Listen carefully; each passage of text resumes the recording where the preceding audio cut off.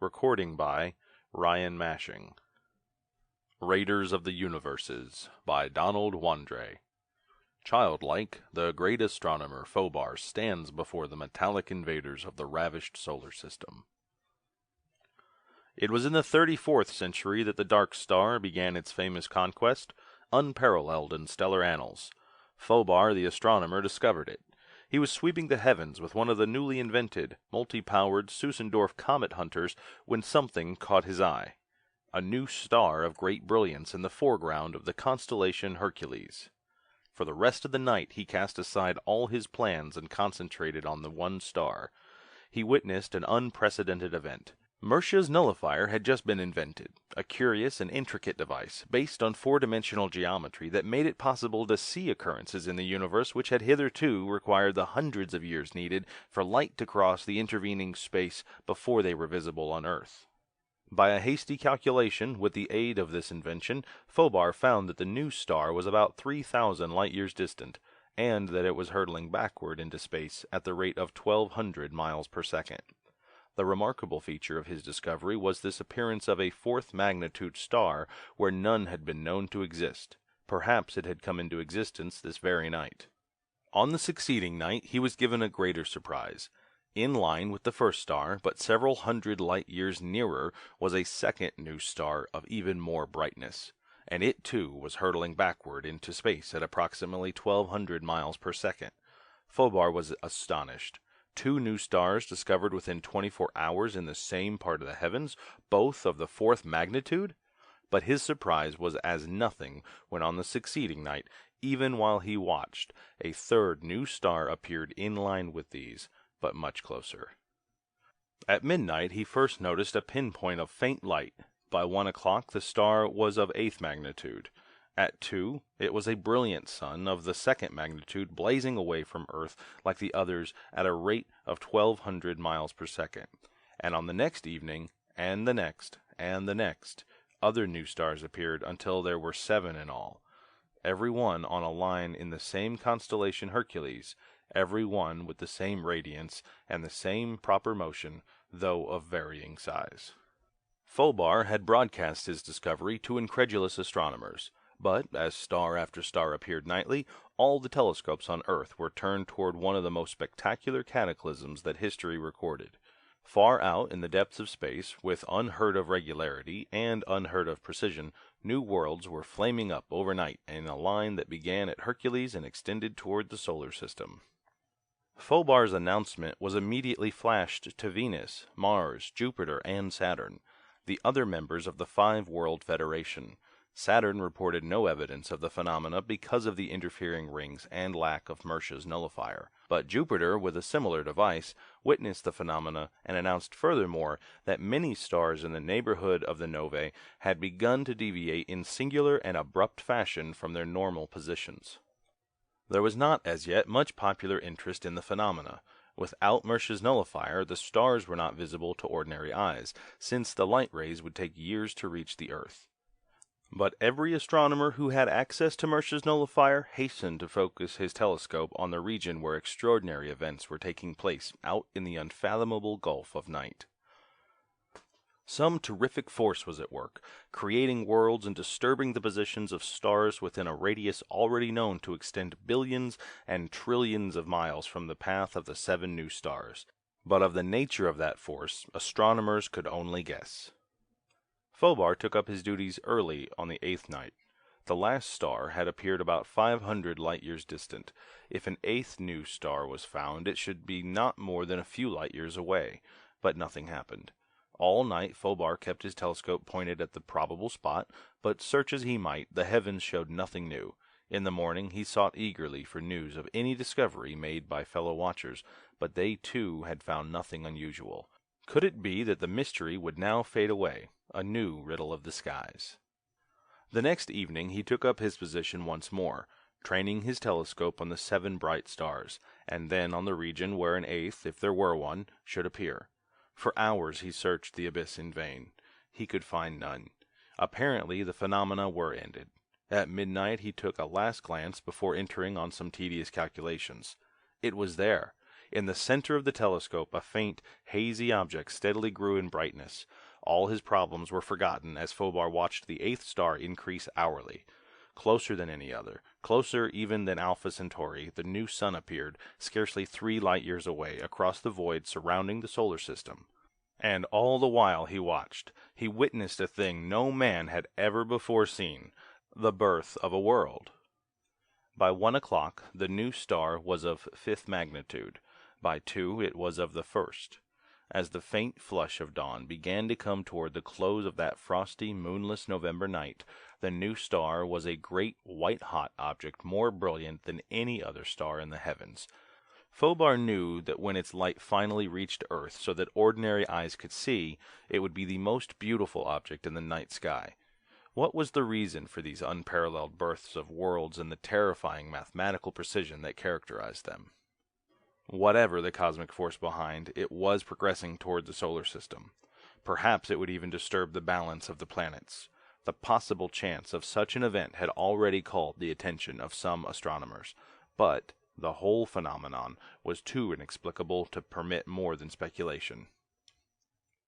The next evening was cloudy. Jupiter reported nothing new except that Neptune had deviated from its course and tended to pursue an erratic and puzzling new orbit. Phobar pondered long over this last news item and turned his attention to the outermost planet on the succeeding night. To his surprise, he had great difficulty in locating it. The ephemeris was of absolutely no use.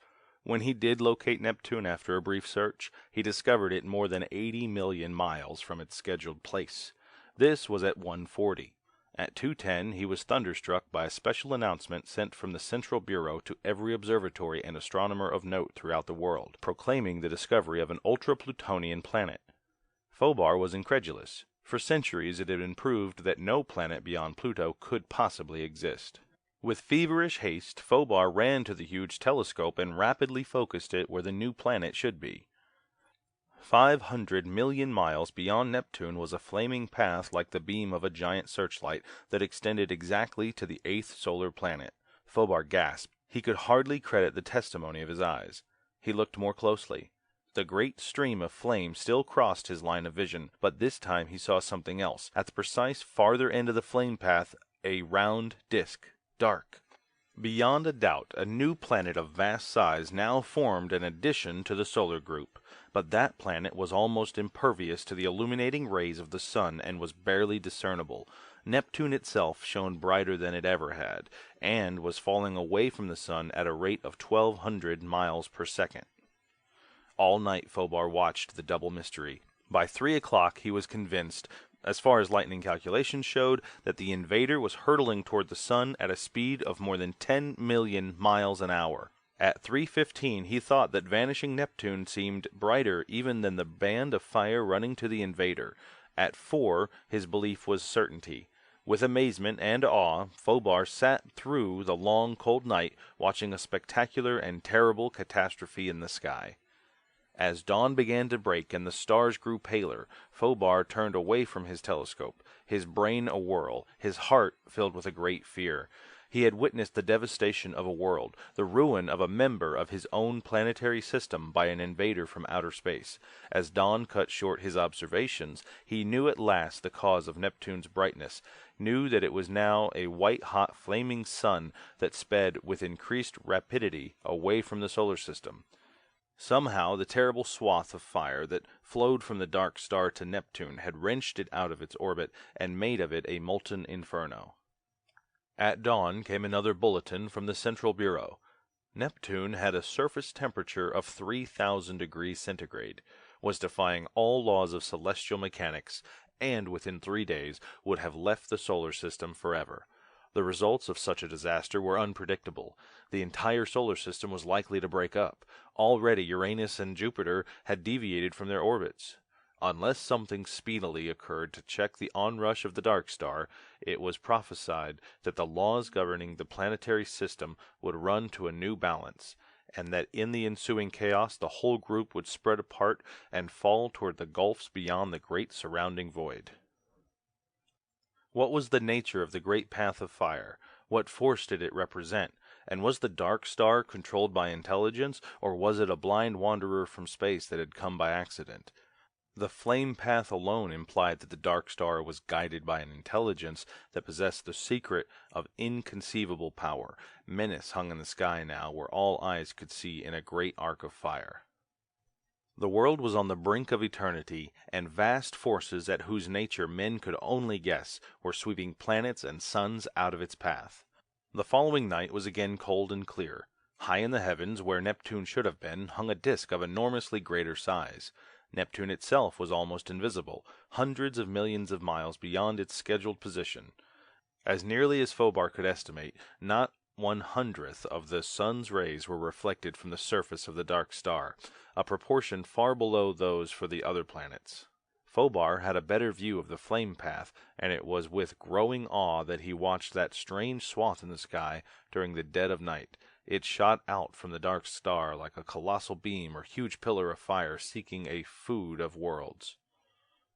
With a shiver of cold fear, he saw that there were now 3 of the bands, one toward Neptune, one toward Saturn, and one toward the sun.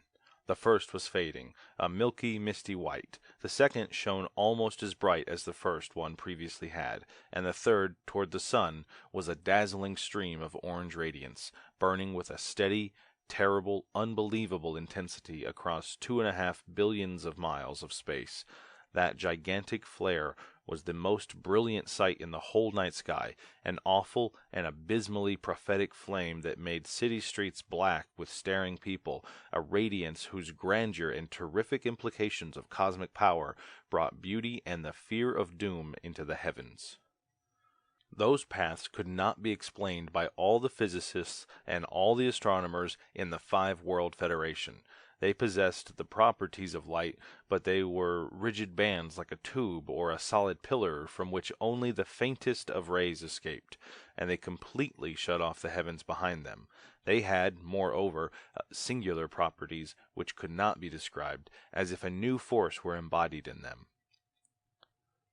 Hour after hour, humanity watched the spectacular progress of the dark star, watched those mysteries and threatening paths of light that flowed from the invader. When dawn came, it brought only a great fear and the oppression of impending disaster. In the early morning, Phobar slept. When he awoke, he felt refreshed and decided to take a short walk in the familiar and peaceful light of day. He never took that walk. He opened the door in a kind of dim and reddish twilight. Not a cloud hung in the sky, but the sun shone feebly with a dull red glow, and the skies were dull and somber, as if the sun were dying as scientists had predicted it eventually would. Phobar stared at the dull heavens in a daze, at the foreboding atmosphere and the livid sun that burned faintly as through a smoke curtain.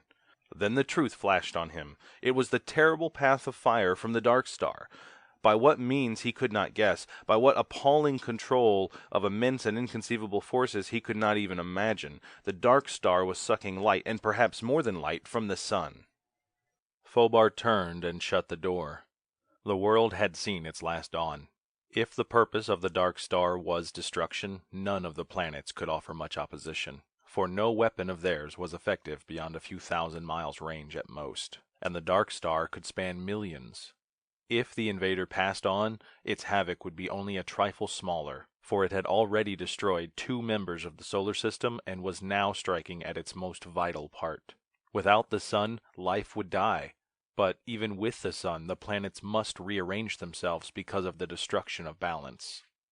Even he could hardly grasp the vast and abysmal catastrophe that, without warning, had swept from space. How could the dark star have traversed 3,000 light-years of space in a week's time? It was unthinkable. So stupendous a control of power. So gigantic a manipulation of cosmic forces. So annihilating a possession of the greatest secrets of the universe, was an unheard-of concentration of energy and knowledge of stellar mechanics. But the evidence of his own eyes and the path of the dark star with flaming suns to mark its progress told him in language which could not be refuted that the dark star possessed all that immeasurable, titanic knowledge. It was the lord of the universe. There was nothing which the dark star could not crush or conquer or change. The thought of that immense, supreme power numbed his mind. It opened vistas of a civilization and a progress, and an unparalleled mastery of all knowledge which was almost beyond conception. Already the news had raced across the world. On Fobar's television screen flashed scenes of nightmare. The radio spewed a gibberish of terror. In one day, panic had swept the earth. On the remaining members of the Five World Federation, the same story was repeated. Rioting mobs drowned out the chant of religious fanatics who hailed Judgment Day. Great fires turned the air murky and flame-shot. Machine guns spat regularly into city streets. Looting, murder, and fear-crazed crimes were universal. Civilization had completely vanished overnight. The tides roared higher than they ever had before. For every 1,000 people drowned on the American seaboards, 100,000 perished in China and India. Dead volcanoes boomed into the worst eruptions known. Half of Japan sank during the most violent earthquake in history. Land rocked, the seas boiled, cyclones howled out of the skies. A billion eyes focused on Mecca. The mad beating of tom-toms rolled across all Africa. Women and children were trampled to death by the crowds that jammed into churches.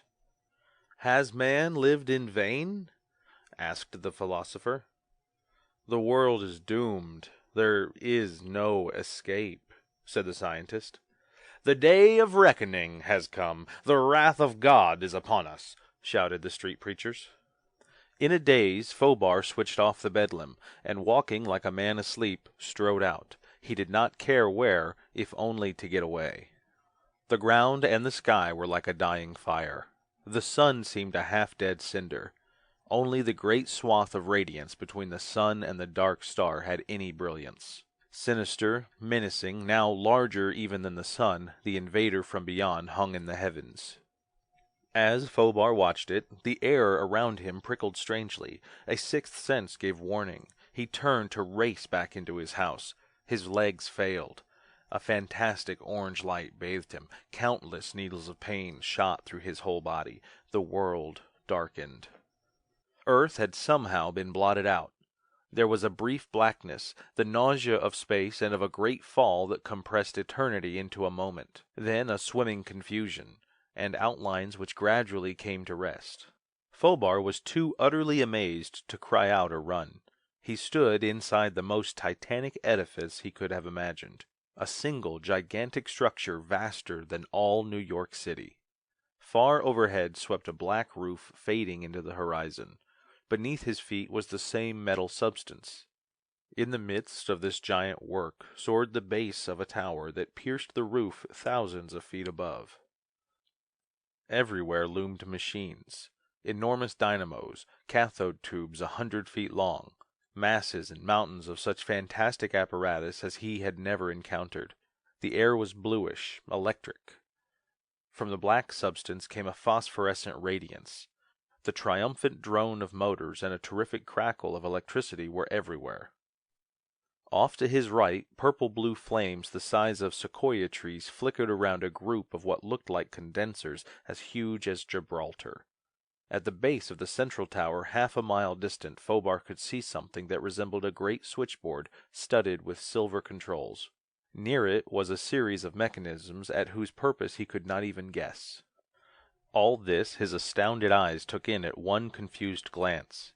The thing that gave him unreasoning terror was the 100-foot-high metal monster before him. It defied description. It was unlike any color known on Earth, a blinding color, sinister with power and evil. Its shape was equally ambiguous. It rippled like quicksilver, now compact, now spread out in 1,000 limbs. But what appalled Fobar was its definite possession of rational life. More, its very thoughts were transmitted to him as clearly as though written in his own English. "Follow me." Fobar's mind did not function, but his legs moved regularly. In the grasp of this mental metal monster, he was a mere automaton. Fobar noticed idly that he had to step down from a flat disk a dozen yards across. By some power, some tremendous discovery that he could not understand, he had been transported across millions of miles of space, undoubtedly to the dark star itself. The colossal thing, indescribable, a blinding, nameless color, rippled down the hall and stood before a disk of silvery black. In the center of the disk was a metal seat with a control board nearby. Be seated. Fobar sat down. The Titan flicked the controls, and nothing happened. Fobar sensed that something was radically wrong. He felt the surprise of his gigantic companion. He did not know it then, but the fate of the solar system hung on that incident. Come. Abruptly the giant stooped, and Fobar shrank back, but a flowing mass of cold, insensate metal swept around him, lifted him 50 feet in the air. Dizzy, sick, horrified, he was hardly conscious of the whirlwind motion into which the giant suddenly shot. He had a dim impression of machines racing by, of countless other giants, of a sudden opening in the walls of the immense building, and then a rush across the surface of metal land. Even in his vertigo he had enough curiosity to marvel that there was no vegetation, no water, only the dull black metal everywhere. Yet there was air. And then a city loomed before them. To Fobar it seemed a city of gods or giants. Fully 5 miles it soared toward space, its fantastic angles and arcs and cubes and pyramids mazing in the dimensions of a totally alien geometry. Tier by tier the stupendous city, hundreds of miles wide, mounted toward a central tower like the one in the building he had left. Fobar never knew how they got there, but his numbed mind was at last forced into clarity by a greater will. He stared about him. His captor had gone. He stood in a huge chamber circling to a dome far overhead. Before him, on a dais a full 1,000 feet in diameter, sat, rested, whatever it might be called, another monster, far larger than any he had yet seen, like a mountain of pliant thinking, living metal. And Fobar knew he stood in the presence of the ruler. The metal cyclopses surveyed him as Fobar might have surveyed an ant. Cold, deadly, dispassionate scrutiny came from something that might have been eyes, or a seeing intelligence locked in a metal body. There was no sound, but inwardly to Fobar's consciousness from the peak of the Titan far above him came a command. "What are you called?" Fobar opened his lips, but even before he spoke he knew that the thing had understood his thought. Fobar. "I am Garborij, ruler of Zlarbti, the lord of the universes." Lord of the universes? I and my world come from one of the universes beyond the reach of your telescopes. Fobar somehow felt that the thing was talking to him as he would to a newborn babe. What do you want of me? Tell your Earth that I want the entire supply of your radium ores mined and placed above ground according to the instructions I give by 7 of your days hence. A dozen questions sprang to Fobar's lips. He felt again that he was being treated like a child. Why do you want our radium ores? Because they are the rarest of the elements on your scale, are absent on ours, and supply us with some of the tremendous energy we need. Why don't you obtain the ores from other worlds? We do. We are taking them from all worlds where they exist, but we need yours also. Raiders of the universe? Looting young worlds of the precious radium ores, piracy on a cosmic scale. And if Earth refuses your demand? For answer, Garborij rippled to a wall of the room and pressed a button. The wall dissolved weirdly, mysteriously. A series of vast silver plates was revealed, and a battery of control levers. This will happen to all of your Earth unless the ores are given to us. The Titan closed a switch. On the first screen flashed the picture of a huge tower such as Fobar had seen in the metal city. Garborij adjusted a second control lever that was something like a rangefinder. He pressed a third lever, and from the tower leaped a surge of terrific energy. Like a bolt of lightning 1/4 of a mile broad, the giant closed another switch, and on the second plate flashed a picture of New York City. Then, waiting. Seconds, minutes drifted by. The atmosphere became tense, nerve-cracking. Fobar's eyes ached with the intensity of his stare. What would happen? Abruptly it came. A monstrous bolt of energy streaked from the skies. Purple-blue death in a pillar 1/4 of a mile broad crashed into the heart of New York City, swept up and down Manhattan, across and back, and suddenly vanished. In 15 seconds, only a molten hell of fused structures and incinerated millions of human beings remained of the world's first city. Fobar was crushed, appalled, then utter loathing for this soulless thing poured through him, if only "It is useless. You can do nothing," answered the ruler, as though it had grasped his thought. "But why? If you could pick me off of the earth, do you not draw the radium ores in the same way?" Fobar demanded. "The orange ray picks up only loose, portable objects. We can and will transport the radium ores here by means of the ray after they have been mined and placed on platforms or disks. Why did you select me from all the millions of people on Earth? Solely because you were the first apparent scientist whom our cosmotel chanced upon. It will be up to you to notify your Earth governments of our demand." "But afterwards," Fobar burst out loud, "what then?" "We will depart." "It will mean death to us. The solar system will be wrecked, with Neptune gone and Saturn following it." Gaborej made no answer. To that impassive, cold, inhuman thing, it did not matter if a nation or a whole world perished. Fobar had already seen with what deliberate calm it destroyed a city, merely to show him what power the lords of Zlarbti controlled. Besides, what guarantee was there that the invaders would not loot the earth of everything they wanted and then annihilate all life upon it before they departed? Yet Fobar knew he was helpless, knew that the men of Earth would be forced to do whatever was asked of them, and trust that the raiders would fulfill their promise. "2 hours remain for your stay here," came the ruler's dictum to interrupt his line of thought. "For the first half of that period you will tell me of your world and answer whatever questions I may ask. During the rest of the interval I will explain some of the things you wish to learn about us." Again Fobar felt Gaborej's disdain, knew that the metal giant regarded him as a kind of childish plaything for an hour or two's amusement, but he had no choice, and so he told Gaborej of the life on Earth, how it arose and along what lines it had developed. He narrated in brief the extent of man's knowledge, his scientific achievements, his mastery of weapons and forces and machines, his social organization. When he had finished, he felt as a Stone Age man might feel in the presence of a brilliant scientist of the 34th century. If any sign of interest had shown on the peak of the metallic lord, Fobar failed to see it, but he sensed an intolerant sneer of ridicule in Gaborej, as though the ruler considered these statements to be only the most elementary of facts. Then, for 3/4 of an hour, in the manner of one lecturing an ignorant pupil, the giant crowded its thought pictures into Fobar's mind, so that finally he understood a little of the raiders and of the sudden terror that had flamed from the abysses into the solar system.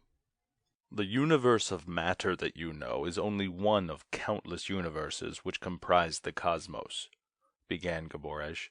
"In your universe you have a scale of 92 elements. You have your color spectrum, your rays and waves of many kinds. You are subject to definite laws controlling matter and energy as you know them. But we are of a different universe, on a different scale from yours, a trillion light-years away in space, eons distant in time. The natural laws which govern us differ from those controlling you. In our universe, you would be hopelessly lost, completely helpless, unless you possessed the knowledge that your people will not attain even in millions of years. But we, who are so much older and greater than you, have for so long studied the nature of the other universes that we can enter and leave them at will, taking what we wish, doing as we wish, creating or destroying worlds whenever the need arises, coming and hurtling away when we choose. There is no vegetable life in our universe. There is only the scale of elements ranging from 842 to 966 on the extension of your own scale. At this high range, metals of complex kinds exist. There is none of what you call water, no vegetable world, no animal kingdom. Instead, there are energies, forces, rays, and waves, which are food to us and which nourish our life stream just as pigs, potatoes, and bread are food to you.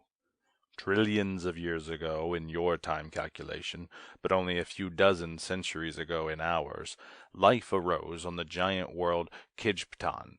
In our universe, it was life, our life, the life of my people and myself.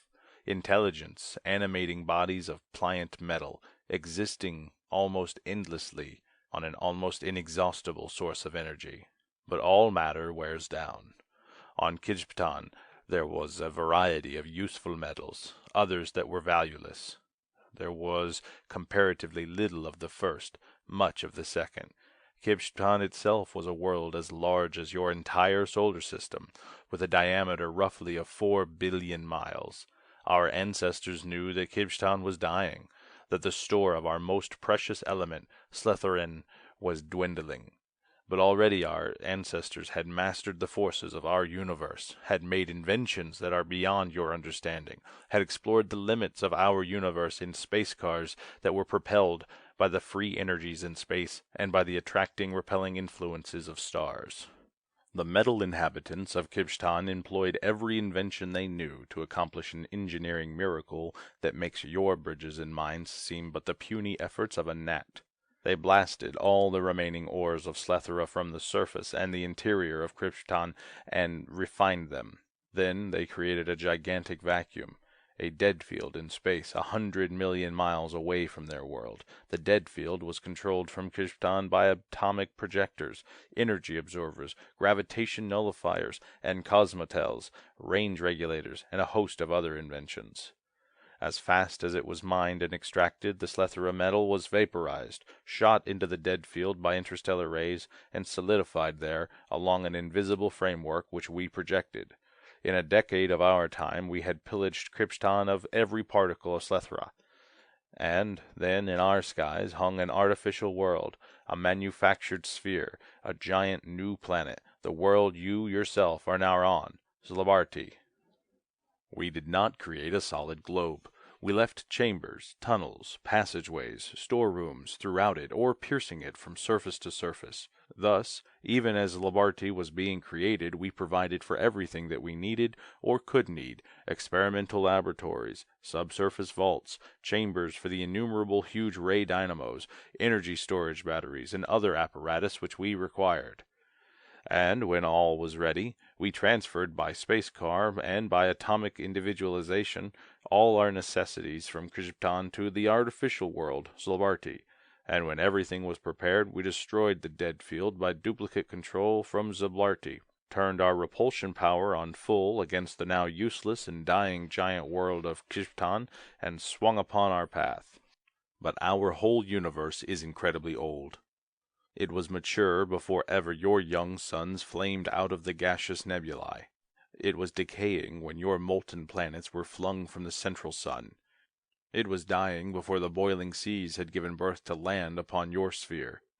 And while we had enough of our own particular electrical food to last us for 1,000,000 of your years, and enough power to guide Zlabarti to other universes, we had exhausted all the remaining energy of our entire universe. And when we finally left it to dwindle behind us in the black abysses of space, we left it a dead cinder, devoid of life, vitiated of activity, and utterly lacking in cosmic forces, a universe finally run down.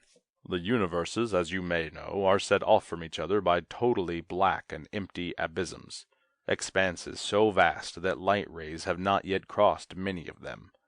How did we accomplish the feat of traversing such a gulf? By the simplest of means, acceleration. Why? Because to remain in our universe meant inevitable death.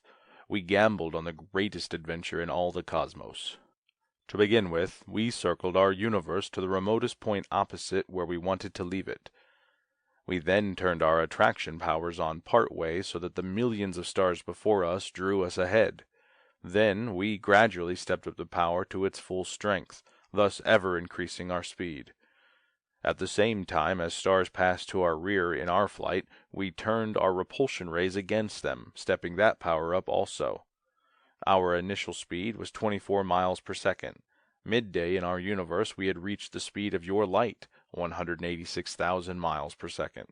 By the time we left our universe, we were hurtling at a speed which we estimated to be 1.6 billion miles per second. Yet even at that tremendous speed, it took us years to cross from our universe to yours. If we had encountered even a planetoid at that enormous rate, we would probably have been annihilated in white-hot death. But we had planned well, and there are no superiors to our stellar mechanics, our astronomers, our scientists. When we finally hurtled from the black void into your universe, We found what we had only dared hope for, a young universe with many planets and cooling worlds rich in radium ores, the only element in your scale that can help to replenish our vanishing energy. Half your universe we have already deprived of its ores. Your Earth has more that we want. Then we shall continue on our way, to loot the rest of the worlds, before passing on to another universe. We are a planet without a universe. We will wander and pillage until we find a universe like the one we come from, or until Zlabarti itself disintegrates and we perish. We could easily wipe out all the dwellers on Earth and mine the ores ourselves, but that would be a needless waste of our powers. For since you cannot defy us, and since the desire for life burns as high in you as in us, and as it does in all sensate things in all universes, your people will save themselves from death, and save us from wasting energy by mining the ores for us. What happens afterwards, we do not care. The 7 new suns that you saw were dead worlds that we used as buffers to slow down Zlabarti. The full strength of our repulsion force directed against any single world necessarily turns it into a liquid or gaseous state depending on various factors. Your planet Neptune was pulled out of the solar system by the attraction of Zlabarti's mass. The flame paths, as you call them, are directed streams of energy for different purposes. The one to the sun supplies us, for instance, with heat, light, and electricity, which in turn are stored for eventual use. The orange ray that you felt is one of our achievements. It is similar to the double-action pumps used in some of your sulfur mines, whereby a pipe is enclosed in a larger pipe, and hot water forced down through the larger tubing returns sulfur-laden through the central pipe. The orange ray instantaneously dissolves any portable object up to a certain size, propels it back to Zlabarti through its center, which is the reverse ray, and here reforms the object, just as you were recreated on the disk that you stood on when you regained consciousness. But I have not enough time to explain everything on Zlabarti to you, nor would you comprehend it all if I did. Your stay is almost up. In that one control panel lies all the power that we have mastered, boasted Gaborej with supreme egotism. It connects with the individual controls throughout Zlabarti. What is the purpose of some of the levers? Asked Fobar, with a desperate hope in his thoughts. A filament of metal whipped to the panel from the Lord of Zlabarti. This first section duplicates the control panel that you saw in the laboratory where you opened your eyes. Do not think that you can make use of this information. In 10 minutes you will be back on your Earth to deliver our command. Between now and that moment you will be so closely watched that you can do nothing and will have no opportunity to try. This first lever controls the attraction rays, the second the repulsion force. The third dial regulates the orange ray by which you will be returned to Earth. The fourth switch directs the electrical bolt that destroyed New York City. Next, it is a device that we have never had occasion to use. It releases the Krangor wave throughout Zlabarti. Its effect is to make each atom of Zlabarti, the Slethra metal, and everything on it become compact. To do away with the empty spaces that exist in every atom. Theoretically, it would reduce Zlabarti to a fraction of its present size, diminish its mass while its weight and gravity remained as before. The next lever controls matter to be transported between here and the first laboratory, somewhat like the orange ray. It disintegrates the object and reassembles it here. So that's what Fobar's captor had been trying to do with him back there in the laboratory. Why was I not brought here by that means? Burst out Fobar. Because you belong to a different universe, answered Gaborej. Without experimentation, we cannot tell what natural laws of ours you would not be subject to, but this is one of them. A gesture of irritation seemed to come from him. Some laws hold good in all the universes we have thus far investigated. The orange ray, for instance, picked you up as it would have plucked one of us from the surface of Kibstan. But on Zlabarti, which is composed entirely of Slethra, your atomic nature and physical constitution are so different from ours that they were unaffected by the energy that ordinarily transports objects here.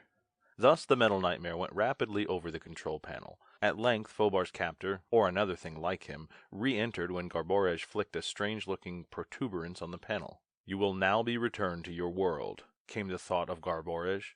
We shall watch you through our cosmotel to see that you deliver our instructions. Unless the nations of Earth obey us, they will be obliterated at the end of 7 days. A wild impulse to smash that impassive, metallic monster passed from Phobar as quickly as it came. He was helpless. Sick and despairing, he felt the cold, baffling colored metal close around him again. Once more he was borne aloft for the journey to the laboratory, from there to be propelled back to Earth. 7 days of grace, but Phobar knew that less than 10 minutes remained to him. Only here could he possibly accomplish anything. Once off the surface of Zlabardi, there was not the remotest chance that all the nations of Earth could reach the invaders, or even attempt to defy them. Yet what could he alone do in a week, to say nothing of 10 minutes? He sensed the amused, supercilious contempt of his captor.